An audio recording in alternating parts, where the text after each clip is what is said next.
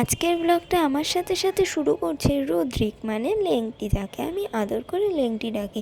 জানি নামটা শুনতে একটু বিকট শোনায়, কিন্তু আমার খুব ভালো লাগে। চলো রেডি হয়ে গেছি, একটু আমাদের ঠাকুর দেবতাদের দেখিয়ে দিই। মানে মা বৃহস্পতিবারের পুজো দিয়েছিল, আর সেদিন ছিল একটা বিশেষ দিন, আনন্দের দিন বলবো না, কারণ সেটা ছিল আমার দাদুর চতুর্থ মৃত্যুবার্ষিকী, মানে আমার মায়ের বাবা, মামার বাড়ির দাদু। তো সেই কারণেই আমরা সবাই রেডি হয়েছিলাম মামার বাড়ি যাওয়ার জন্যে, কারণ সেখানে ছোটোখাটো করে একটা আয়োজন করা হচ্ছে। সব ভাই বোনেরা, মানে মামা, মামি, মাসি, আমরা এরকম কয়েকজন বাড়ির লোকেরা মিলেই খাওয়া দাওয়া হবে, আর দাদুর জন্যে যে নিয়মকানুন থাকে সেইগুলো করা হবে।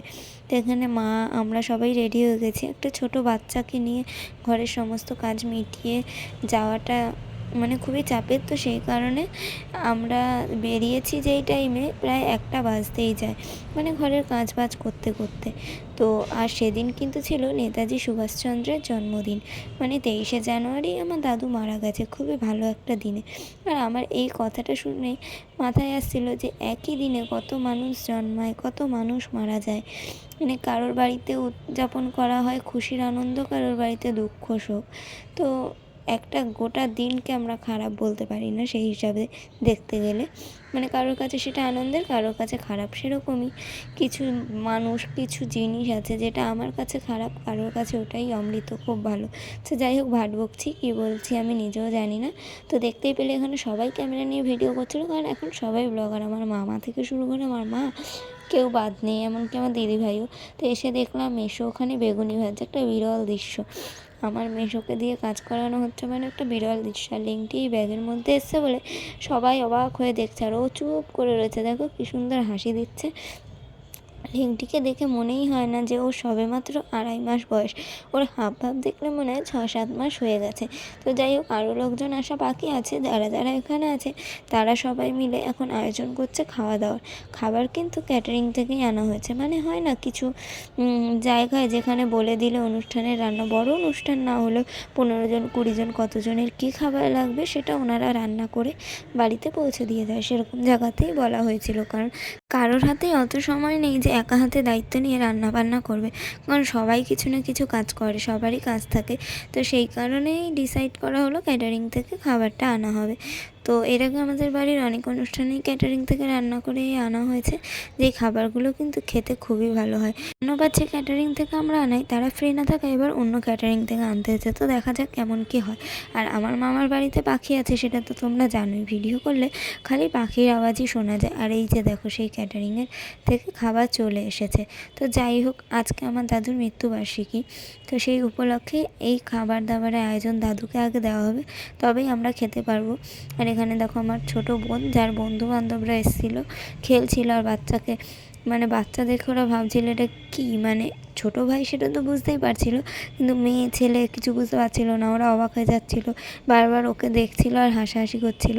তো যাই হোক, এখানে দিদা দাদুর জন্য খাবার বাড়ছে, মানে দিতে হয় যেহেতু, সেগুলো গুছিয়ে নিচ্ছে। আর এখানে দেখো মাসির সাথেও কী সুন্দর খেলছে।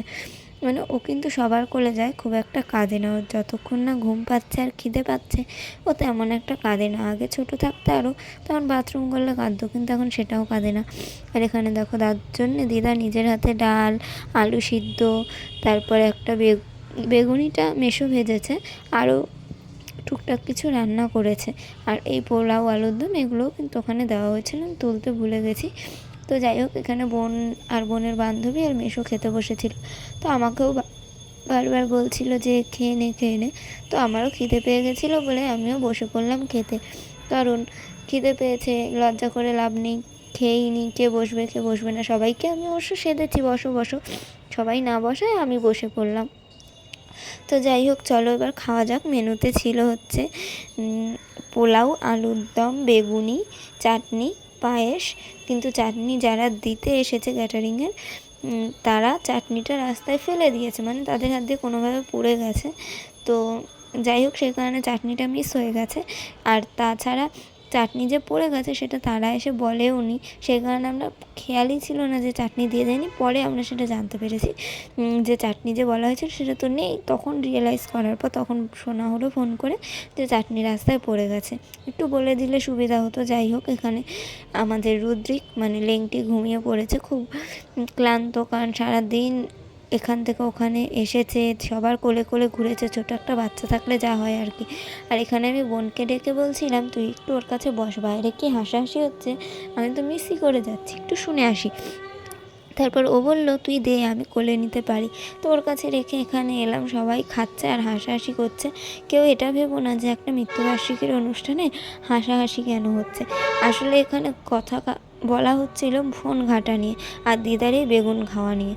মানে দিদা বেগুনের উপরের সব ছালটা ছাড়িয়ে তারপর খাচ্ছে, তো তাই সবাই হাসছিল আর আমাকে বলছিল তুই এনে নুন দিয়ে দে, ছাল ছাড়িয়ে নুন মাখিয়ে খেয়ে নেবে। আর এখানে আমার মা, মামা এরা সবাই এখন ভিডিও করে, মানে ফেসবুকে করে, ছাড়ে নিজের মনের আনন্দেই। এমন নয় যে হ্যাঁ টাকা ইনকাম করতে হবে, এটা কোনো নয়। মনের একটা সারাদিনের ক্লান্তি, দুশ্চিন্তা সব দূর হয়ে যায় এই ভিডিও করলে, মন ভালো থাকে। তো তারাও করে, আর তাদেরকেই বলা হচ্ছিল যে কি আমরা যখন ফোন ঘাঁটতাম খুব, তো বলতে আর এখন নিজেরা যখন করছো বোঝো তো কীরকম জিনিস। তো তারপর আমি ঘরে এসে লেংটিকে আমার কোলে নিয়ে নিলাম, নিয়ে শুয়ে দুলাচ্ছিলাম আর একটা বই পেয়েছিলাম ওখানে গল্পের, সেটাই একটু পড়ছিলাম। আর যারা ভাবো আমি লেংটিকে সত্যি সত্যি এত জোরে জোরে নাচাই, নাড়াই, তাদের উদ্দেশ্যে বলি ভিডিওটা স্লো মোশনে করার পর, নর্মাল করার পর আমি স্পিডটা বাড়িয়ে দিই বলে মনে হয় যে আমি অত জোরে জোরে ওকে নাচাচ্ছি বা নাড়াচ্ছি, আসলে কিন্তু না। অত জোরে জোরে করলে ওর তো ব্যথা লাগতো, তো কাঁদতো না। তো যাই হোক, ওকে ঘুম পাড়িয়ে আমি একটা গল্পের বই থেকে একটা গল্প পড়ছিলাম, যেটা ছোটো বোন আমাকে বার করে দিয়েছে, এটা নাকি দিদার বই। তো যাই হোক, তারপর চলে এসছে আর এক ছোট্ট সদস্য, ওর নামটা আমি খালি ভুলে যাই, অরিত্র বলতে গিয়ে খালি আবির বলে দিই। আমি ভুল বলছি কি না জানি না, তবে আমার গুলিয়ে যায় সবার নামই। যাই হোক, ও হচ্ছে আমার মাসির ছেলের ঘরের ছেলে, মানে আমার দাদার ছেলে। তো ও ভাই দেখে তো একদম আনন্দে চুমু দিচ্ছে, আদর করছে, কিন্তু ও খালি ভাবছে এটা বুনু। ও খালি বলছে বুনুকে নেবো, বুনুকে নেবো। সে কি কাণ্ড! একবার তো দিদার কাছ দিয়ে পায়েস নিয়ে ওকে জোর করে খাওয়াবে, বুনুকে আমি পায়েস খাওয়াবোই। তারপর কোনোরকম আমি ওকে নিয়ে পালিয়ে বেঁচেছি, নাহলে পায়েস হয়তো খাইয়েই ফেলতো। আর এখানে দাদুর সামনে যে প্রসাদগুলো দেওয়া হয়েছিল সেগুলো জলে ভাসানো হচ্ছে, মানে ভাত, মিষ্টি। জানি না, অনেকে আছে এগুলো আবার প্রসাদ আকারে খেয়ে নেয়, মানে হচ্ছে গিয়ে যেগুলো মিষ্টি ফিষ্টি ভাতগুলো খায় কিনা আমি জানি না। তো তোমাদের কে কী নিয়ম পালন করো একটু বলো, আমি তো জানি না, দিদাও সঠিক জানে না। বলা হয়েছে ফেলতে, তাই আমরা পুকুরে ভাসাতে এসেছি। হয়তো মাছ টাছ, পোকামাকড় যা আছে জলে, তারাই এগুলো খেয়ে নেবে। আসলে তো মৃত ব্যক্তি এসে খেতে পারে না, এটা নিয়ম, তাই দিতে হয়, তাই আমরা দেই তার পছন্দের জিনিস। যেমন দাদুর সামনে দাদুর পছন্দের গান চালিয়েও আমরা ফোনে রেখেছিলাম যাতে দাদু শোনে, কিন্তু কোনো মৃত ব্যক্তি কি আর শোনে না, কিন্তু মনের শান্তি, চোখের শান্তি আমাদের, সেই হিসাবে আমরা এগুলো পালন করি যে হ্যাঁ মৃত্যুবার্ষিকী বা এরকম। কিন্তু বেঁচে থাকতে আমরা তার প্রতি যে কর্তব্য, তার ভালো যত্ন যেগুলো করি সেগুলোই কিন্তু আসল। একটা মানুষ মারা যাওয়ার পর এসব করে কিছু হয় না, কিন্তু এগুলো আমাদের হিন্দু মতে নিয়ম, শ্রাদ্ধ, বাৎসরিক, এই মৃত্যুবার্ষিকী, এগুলো তাই আমরা করি। যতদিন একটা মানুষ বেঁচে থাকে, তার চাহিদা থাকে, ততদিন তার সেবা যত্ন করো, তার আশা আকাঙ্ক্ষা পূরণ করো। মৃত্যুর পর আর আশা আকাঙ্ক্ষা চাহিদা কী বা থাকতে পারে একটা মানুষের। আমার যেটা মনে হলো সেটা বললাম, ছোটো মুখে হয়তো বড় কথা হয়ে যেতে পারে, ভুল কিছু বলে থাকলে ক্ষমা চেয়ে নিচ্ছি। ভিডিওটা দেখো তোমরা, জানিও কেমন লাগলো। টাটা।